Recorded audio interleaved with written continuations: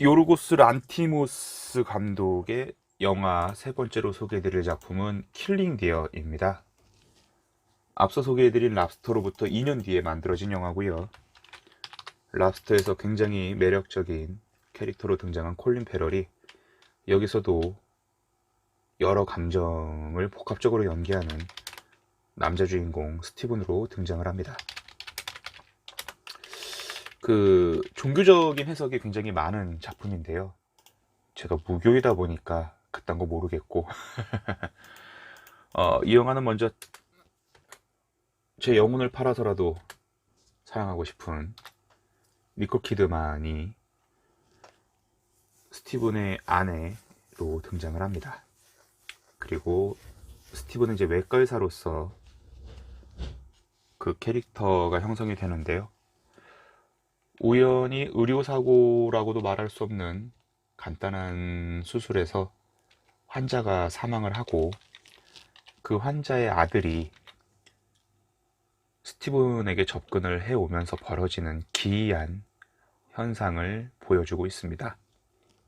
사실 영화가 그래 뭔가 있어, 뭔가 터질 거야, 그래 분명히 있어, 맞아 라는 예측을 차근차근 보여주는데 말도 안 되는 논리도 아니죠. 사실은 좀 기현상, 원인이 없는 어떤 상황들이 벌어지고 굳이 저 원인도 모르는 상황을 우리가 의학적으로, 과학적으로 받아들일 필요가 없겠구나라고 우리 스스로의 상식을 포기하게끔 만드는 그런 또 묵직한 힘이 있습니다. 그저 자신이 수술한, 그리고 지병으로 위독했던 환자의 아들, 착하고 선한 모습의 그 아이에게 몇 번 선행을 베풀었을 뿐인데 그 아이로부터 벌어진 돌이킬 수 없는 일들은 섬뜩하고 굉장히 좀 섬뜩한 게 무서운 건가? 아무튼 무섭습니다. 스티븐의 아들이, 어린 아들이 하루아침에 걷지를 못해요. 먹지도 못하고. 그런데 얼마 뒤에 그의 딸도 똑같은 증상을 겪습니다. 하루아침에 두 아들딸이 침대에 누워서 걷지도 못하고 음식도 못 먹는 상황이 이루어진 거죠. 펼쳐진 거죠. 그리고 곧 어린 아들이 피해서 눈물을 흘리고 그 상황을 매듭지으려면은 두 자녀 그리고 아내, 그러니까 스티븐의 남은 다른 가족 3명 중에 1명을 죽여야지만 마무리가 된다는데 상식적으로 우리가 이걸 받아들일 수 있는 사람이 어디 있겠습니까? 또 때마침 스티븐이 의사이기 때문에 여러 동료 저명한 학자들까지 수소문해보지만 아이가 걷지 못하는 현상에 대한 원인을 찾을 수가 없어요. 그러니까 아무도 설명 안 해주죠, 영화는. 마치 나홍진 감독 영화 곡성에서 무엇이 중요한지도 모르고 왜 그런 일을 당해야 되는지도 모르지만 그런 일을 당한 그런 일처럼 킬링데어에서의 벌어지는 모든 사건들은 사실 친절한 설명 1도 없고요.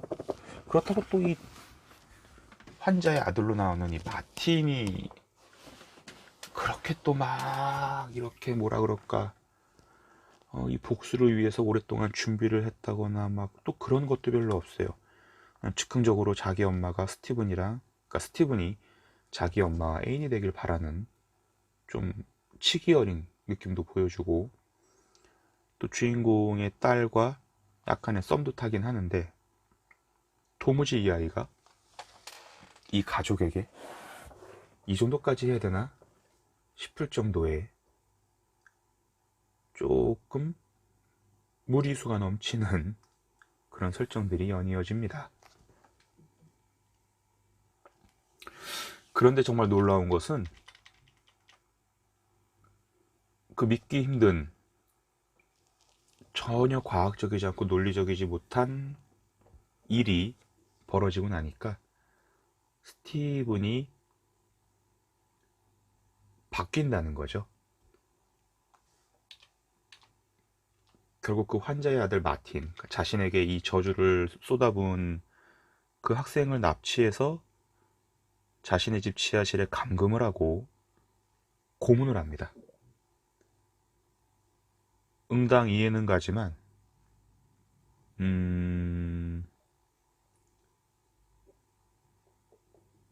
이기적, 보편적인 단어가 되게 설명하기 쉬울 것 같은데, 자신의 불행을 만든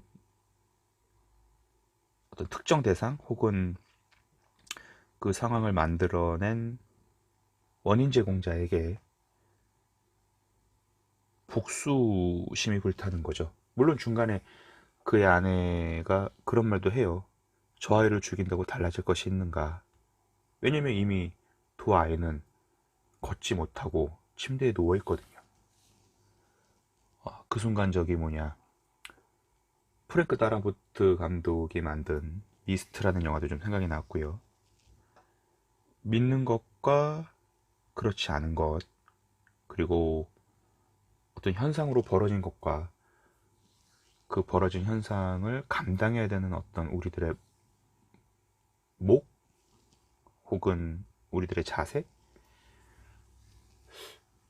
잔잔하게 스릴러의 가면을 쓰고 쭉 이어져 가긴 하는데요.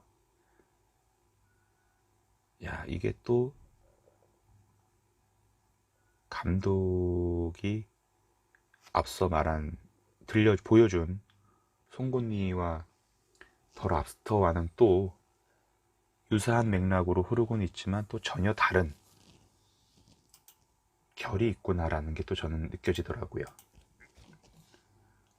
확실히 영화라는 게 뭐 보는 순서가 꼭 중요한 건 아니지만 아마 이 순서가 좀 바뀌었다면은 그런 느낌이 좀 덜했을 수도 있을 거예요. 하지만 송곳니부터 시작해서 킬링디어까지 오니까 이 킬링디어에서 납득할 수 없는, 수긍할 수 없는 이런 기현상들마저도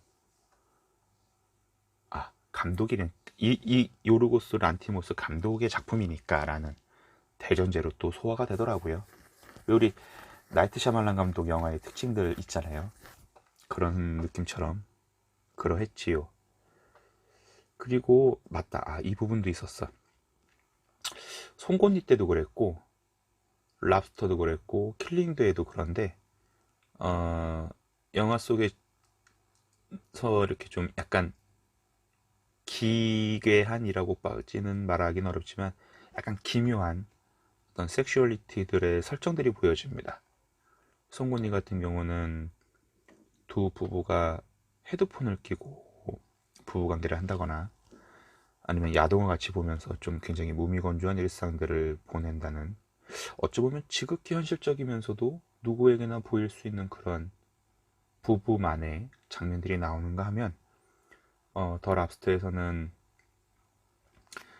커플 메이킹 호텔에서의 자위 활동은 불가능하지만 커플을 맺어야 하기 때문에 꾸준히 솔로인 남자 투숙객들에게 발기를 도와주는 그런 행위들이 펼쳐지고요. 킬링디어 여에서는 의사 부부이다 보니까 남편 의사가 전신마취라는 좀 뜻밖의 키워드를 던지면 니콜 키드먼이 마치 이렇게 전신마취가 된 환자처럼 옷을 다 벗은 채로 움직이지 않고 누워있기도 합니다. 이런 어떤 좀 독특한 설정들이 전면에 확 드러나진 않지만 인물들을 만들어주는 캐릭터 형성에 굉장히 큰 부분을 차지하고 있다는 점들도 저는 이 감독만의 스타일이라고 느껴지기도 했고요.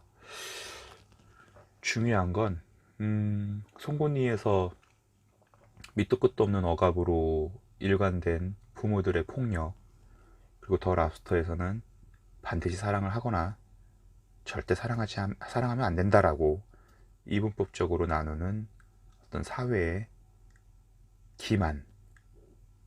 사실 그걸 굳이 우리가 간섭하거나 관여할 필요는 없으니까. 그랬다면 킬링드에서는 원인이나 어떤 합당한 논리의 결과물은 아니지만 감당할 수밖에 없는, 그리고 결국은 그 원인이 감당해야만 하는 사람으로부터 시작되었다는 대전제가 감당하는 거죠. 왜냐면 스티브는 수술 전에 술을 마셨고, 아마 마틴도 알고 있을 거예요. 알고 있으니까 중간중간 이제 그런 복선들이 조금씩 등장을 했는데, 그런 이렇게 갑자기 되게 어렵다. 감독이 감독이 얘기하려고 하는 그런 설정들이 순차적으로 드러나는 모습들이 저는 되게 좋았던 것 같아요.